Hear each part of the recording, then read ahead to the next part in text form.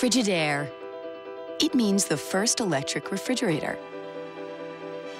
The first compact electric range. Now, there's the Frigidaire Gallery Range with Symmetry double ovens. It's designed to cook multiple dishes at multiple temperatures, so you can prepare the entire meal at the same time. Frigidaire, over 90 years of legendary innovation. See the full line of Frigidaire appliances at Ventura TV Electronics and Appliances. Hi, I'm John Mallos. Welcome to this live edition of Connect with Me on the showroom floor at Ventura TV on this Wednesday morning. It is the World of Sports Day here on Connect with Me. Yes, I know the Super Bowl is over, but today we're talking baseball. The baseball season is around the corner. As soon as the Super Bowl ends, it's baseball season. 436 MeTV, option 11. Do turn down the sound when you call in. Back in a moment.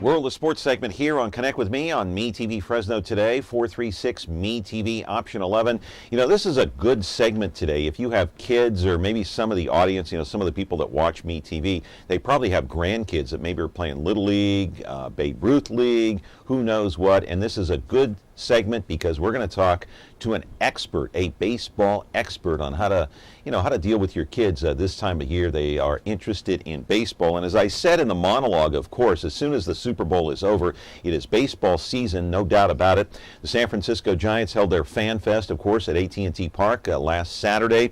And the pitchers and the catchers, they report to spring training here very shortly, later this month in both Arizona and Florida.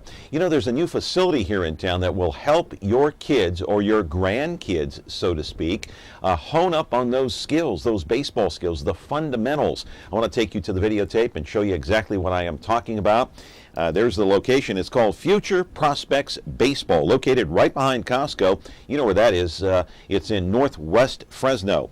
They have batting cages, they have pitching mounds, they have coaches to help instruct the young prospects and future major leaguers. For years, the owner of this place, who lives in the Bay Area full-time, has held baseball camps here in the Central Valley to give local students the opportunity to improve their skills and to learn the fundamentals of the game.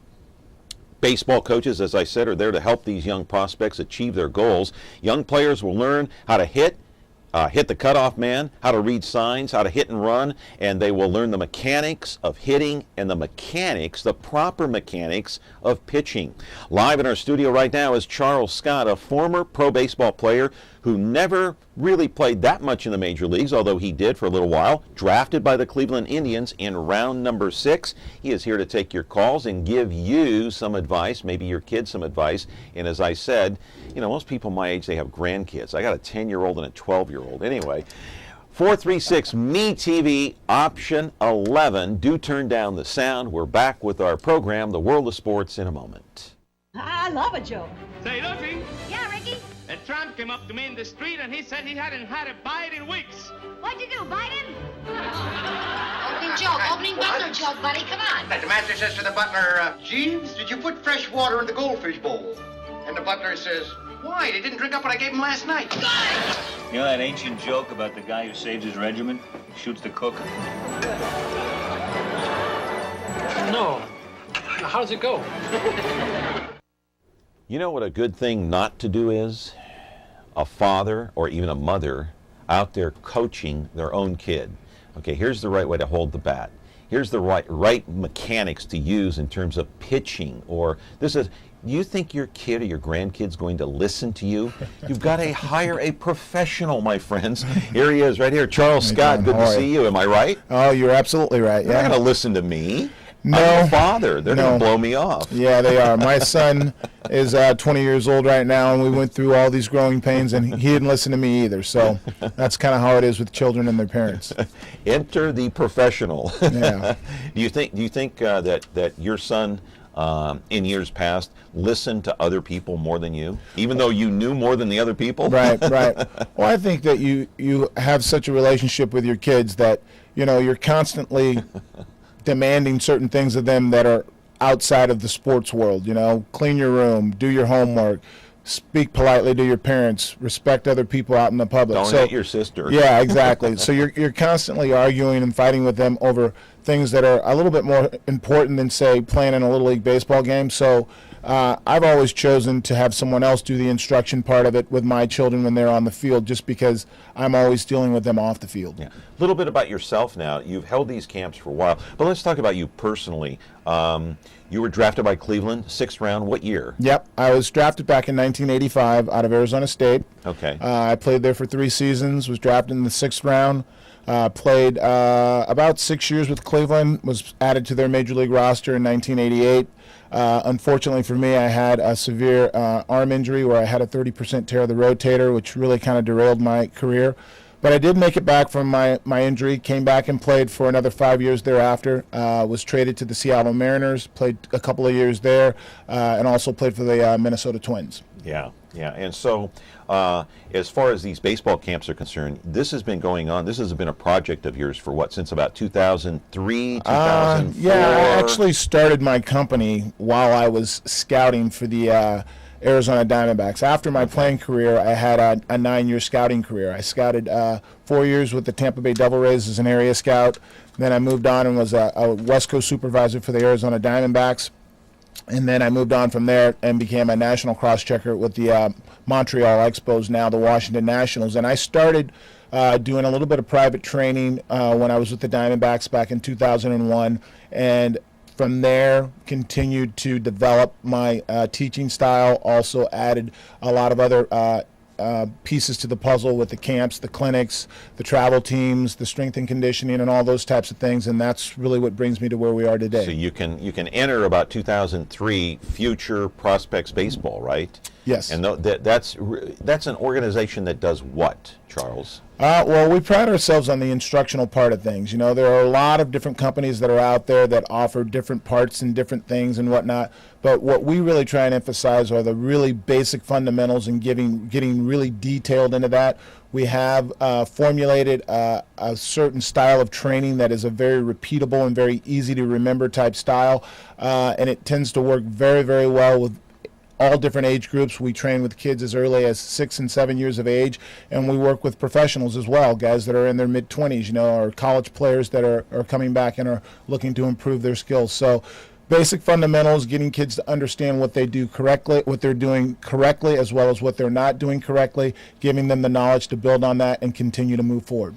I want to roll the videotape because I talked about the business that opened up over Christmas, Future Prospects Baseball, right behind Costco in Northwest Fresno. What's the address over there, by the way? It's 5125 North Gates Avenue. Okay, and it's directly behind Costco's building. You can't really miss it. You mentioned repetitive.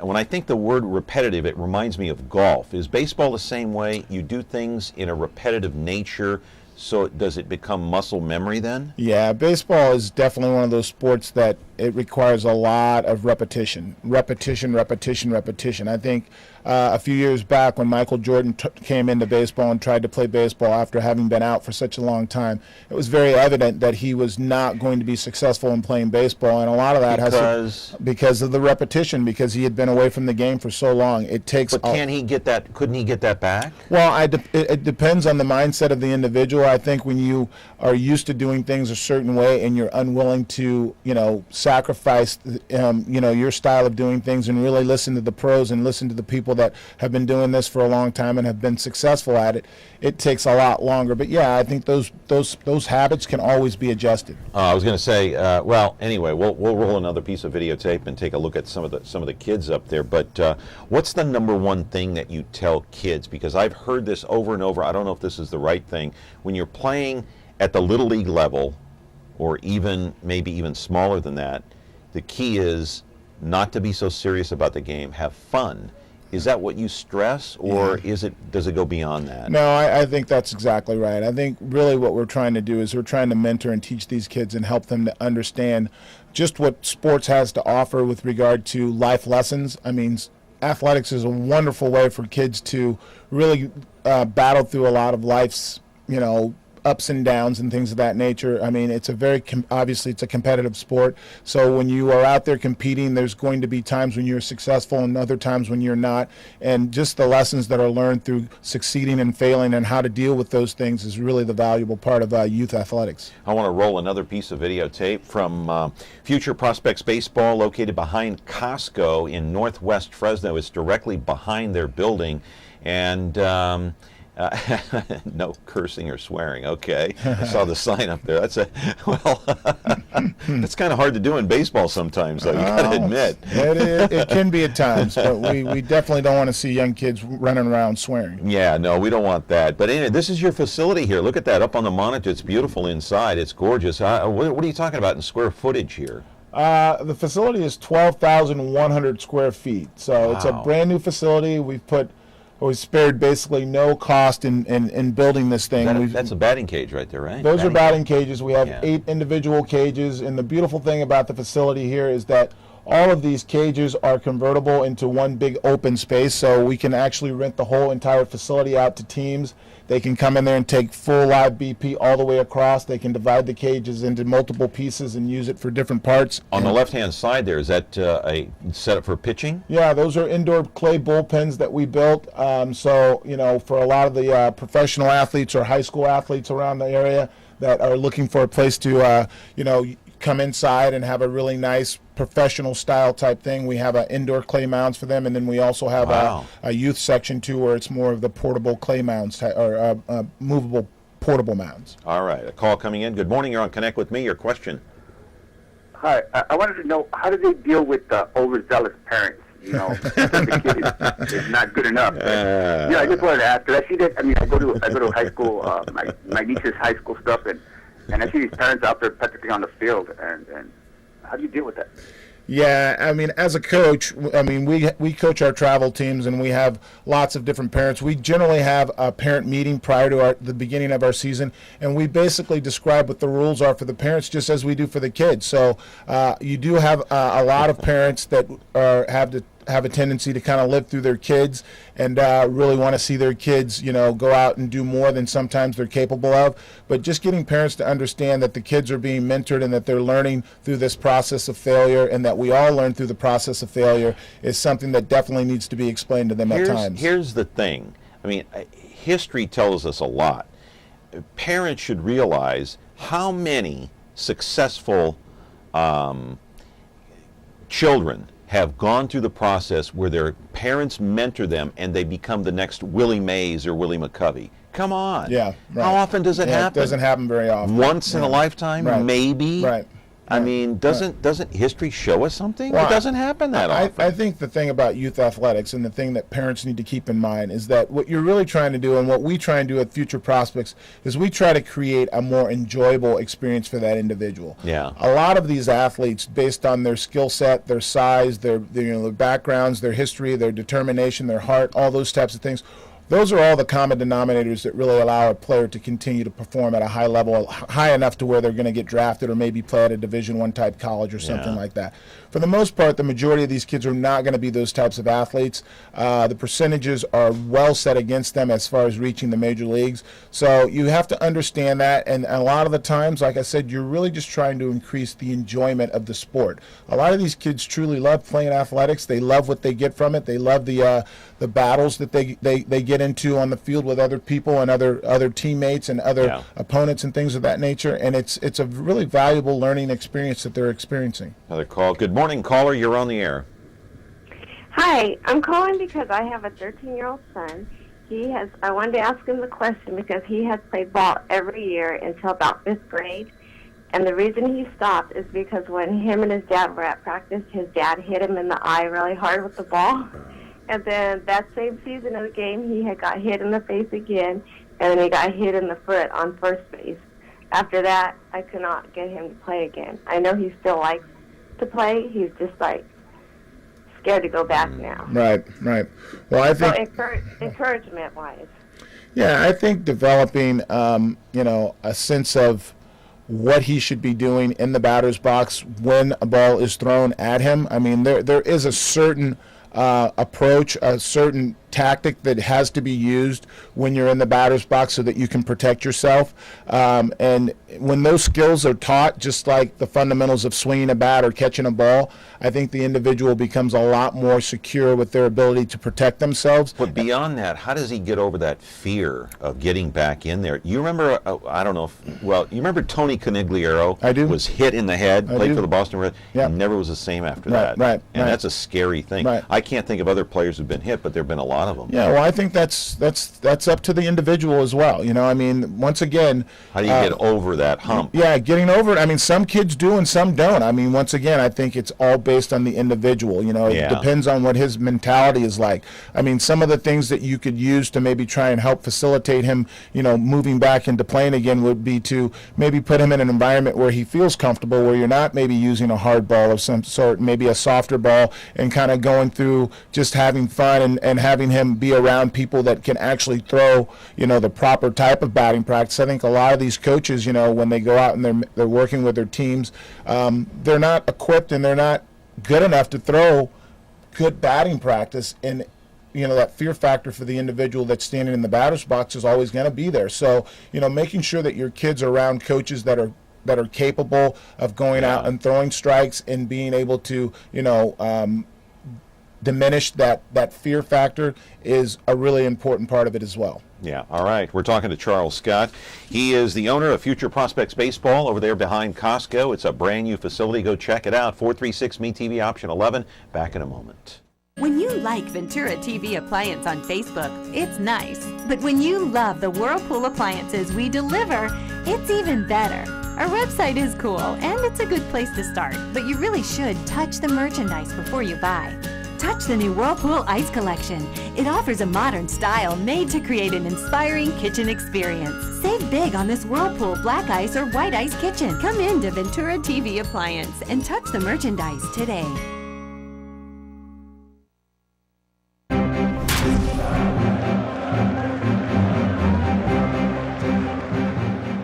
Back here with Charles Scott. He is the owner of Future Prospects Baseball. And let's roll the videotape one more time. That first piece of video was some of these people batting.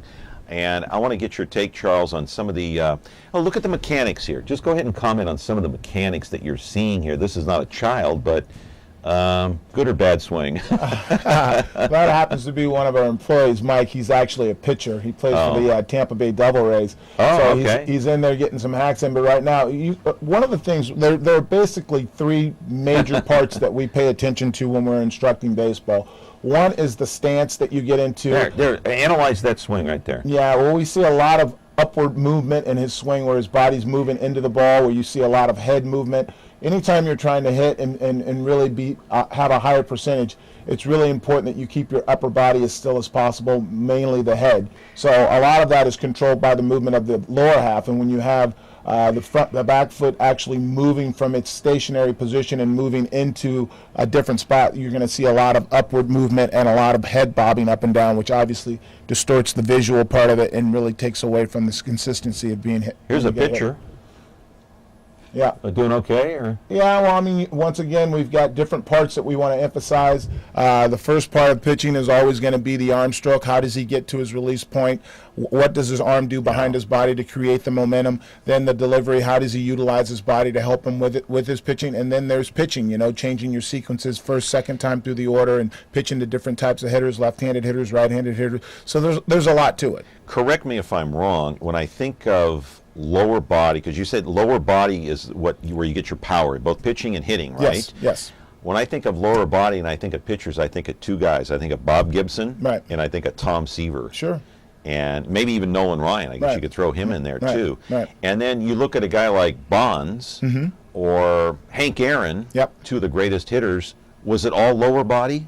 Well, first of all, when you're talking about the lower body, the reason why the lower body is so important in any type of athletic adventure is because the larger muscles in your body are in your lower body. They're in your thighs, they're in your buttocks, they're in your midsection. So anyway, anytime you're going to utilize those parts of the body, you're going to have a much stronger approach, all right?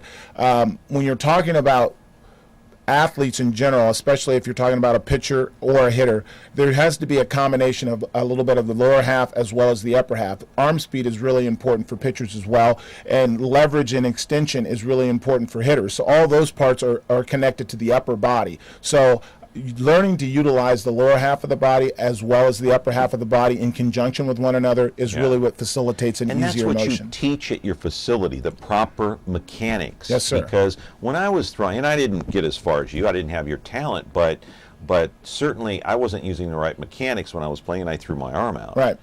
And I'll bet millions of kids do the same thing every year, and that's what you teach. Yeah. Okay, we've got a phone call here real quick. Do we? We got a phone call? Okay. Good morning. You're on Connect with Me. Your question, please. Hey, wasn't that Mike Caller from Tampa Bay that I saw hitting a few balls there in a little bit earlier video? Yeah, that was definitely Mike. Is that who I saw? Yes, sir. I didn't recognize him. Yeah. Sorry. That's who it is. Actually, my real question was your guest, is that the same Charles Scott that's friends with Barry Bonds? If so, can Barry talk about his relationship with Barry? Sure, go ahead. Yeah, Barry was a roommate of mine in college. We roomed together our freshman year. Very, very good friends to this day. We still talk on occasion. You know, I mean, is he getting a bad rap, do you think, about with his steroid stuff? You know, I think I'm not in a position to comment on whether or not Barry is getting a bad rap with regard to the steroid use. I think that, you know, it's been found that a lot of these major league players have been using illegal substances, and they've all been basically competing against one another within the majority of their bodies. So I think that, you know, competing against players that are using it, it's an unfair advantage if you don't have it. So I'm not here to speak on whether or not he used it or didn't use it, but I just know that there's a lot of the players that have been found to have. We got to go to break, but I want to quickly touch on the Alex Rodriguez thing. What are your thoughts on that? I saw the 60 Minutes interview. Yeah. Maybe you did too. Yeah. I don't know. Once again, it's tough for me to comment on these guys because of what they're going through. I think it looks bad. I think there's no question that it looks bad. When you're you got to just take his punishment for a year and just forget about it, or? I think I would. Yeah, because it's being really blown out in the media right now. Well, I think that, you know, you're kind of alienating yourself from both sides in his case. I mean, you're not with the players union, and you're not with, you know, Major League Baseball either. And, so and I mean, the fans too. Yeah. So I mean, it's kind of a no-win situation. Is the way I view it, but. Once again, I don't have all the inside details. I don't know what the guy's going through. I don't know what's been told to him or what he's been accused of that he has and has not done. So it's really it's really hard for me to speak on the outside looking in. All right, got to take a break. Talking to Charles Scott, the owner of Future Prospects Baseball behind Costco, Northwest Fresno. You can't miss it, man. It's right on the corner, right behind the building. 436 MeTV, option 11. We are back in just a moment. From the pages of history and the untamed prairies of a young nation comes one of television's and America's most memorable folk heroes. Daniel Boone was a man, just a big man. Well, you're Daniel Boone. Yep. Fess Parker stars as the legendary Daniel Boone, with Ed Ames as his trusty sidekick, Mingo. Pleasure indeed. A Kentuckian named Daniel Boone. That's me. Watch Daniel Boone, weekday mornings at 9, 8 Central on MeTV. All right, we're back here with Charles Scott and talking baseball. It's around the corner. You know, catchers, pitchers, they all show up to spring training later this month in both Arizona and Florida. If you've never been to spring training, you got to check it out sometime if you're a baseball fan. I've been a few times down there to Arizona to see the Giants and the A's. And I believe are the Cubs still down there? They are. Yeah, they are. Yeah, I went to Mesa, right? Yep, they Mesa? really are. Yep. Yeah, I went down there 2 or 3 times. This was back in the 80s. Seems like a lifetime ago now, but I haven't been there since. But it's a fun experience because the fans can actually get closer to the players than they can during the regular season. Yeah, spring training is an unbelievable time, not only for the fans but also for the players. I mean, that's when baseball is starting back up. The weather's starting to get good. You're back on the field again. You're seeing all your teammates for the first time in quite a while, and the sun's out and shining, and you're very excited about the season. We're all starting with a 0-0 slate, you know. So it's just a great time of year, not only for the fans but also for the players. I want to ask you why you started this business here in Fresno. Right. Future Prospects Baseball. I mean, anytime you start a business, they say you're taking a risk. Sure. It's going to be 5 years before you know if you last that long, if you know if it's going to be a success. Right. Why take a chance? Well, in all honesty, I have a very successful business model up in the Bay Area. I've just like this one here? Yes, absolutely. Oh, okay. I have an indoor training facility up there, and we've been able to create a lot of success by adding different pieces to the puzzle. Like I said, we want to be an area where parents feel that they can drop their children off and accomplish a number of different things. We want them to Can feel... the parents drop them off and maybe go run an errand? Absolutely, Or absolutely. So they're safe there without their parents? Absolutely. You're kind of like the babysitter. To a certain degree, but we also have a very nice indoor seating area where parents can sit. We have Wi-Fi, we have flat screen TVs, we have a pro shop there as well. So there's a lot of different pieces to the puzzle where parents, if their child is coming for an hour-long type session, a lesson where they're not obligated to have to leave. They can stay in the back and actually watch the child go through the process of being trained, or they can sit out in front and enjoy some time, catch up on some TV programs. We have music as well, and there's a lot of different pieces that are there to accommodate. They can catch up on texting on their phone. There you go. I mean, we all have a personal computer with us pretty much full time now. It's called our phone, so they can get away from the kid for a little bit and sit and relax in a nice leather chair and have some water or coffee and take a break themselves. Yeah, that seems like a lot of fun and a good thing to do, say on a Sat. If your kids are bugging you, just drop them off there. What's the cost? Well, we have different prices depending. We have drop-in rates that make it very affordable for anyone that wants to come, and then we also have monthly membership rates that also make it a lot more affordable. A year membership is $119 if you sign up for a year at a time where it's reoccurring on a monthly basis. If you want to do a drop-in month-to-month type deal, it's $139, or if you just want to come in and hit for 15 minutes, it's $14. So cheap. there's lots of different price ranges that accommodate pretty much every market.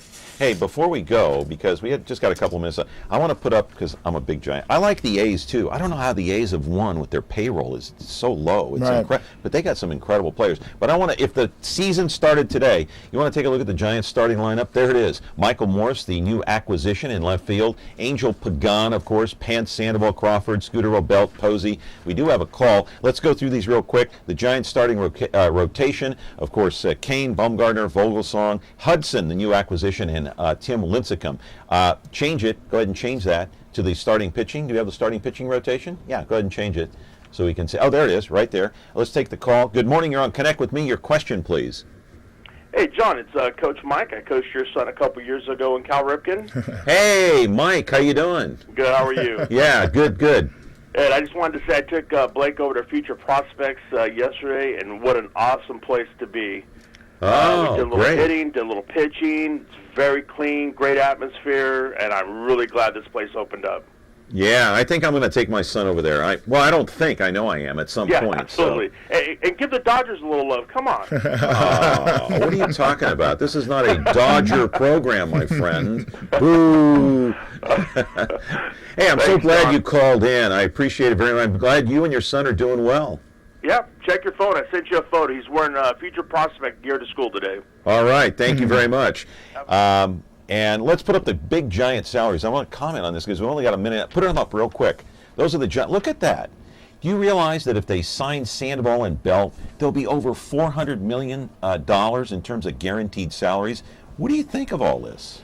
Wow. That's amazing. That is absolutely amazing. It's even more amazing that the Giants of all the teams have kind of moved into this category when they've been known over the years of being, the Yankees being very thrifty. Yeah, exactly. Well, I mean, that's what winning a world title will do for you. You get a little bit more possessed with the options of winning, and when you're close like this team is and will be for years to come, I think because of the pitching, this is the time to do it, Yeah. This is the time to do it. We got like 15 seconds left. Give your telephone number over there and also the address one more time. Okay, the address is 5125 North Gates Avenue.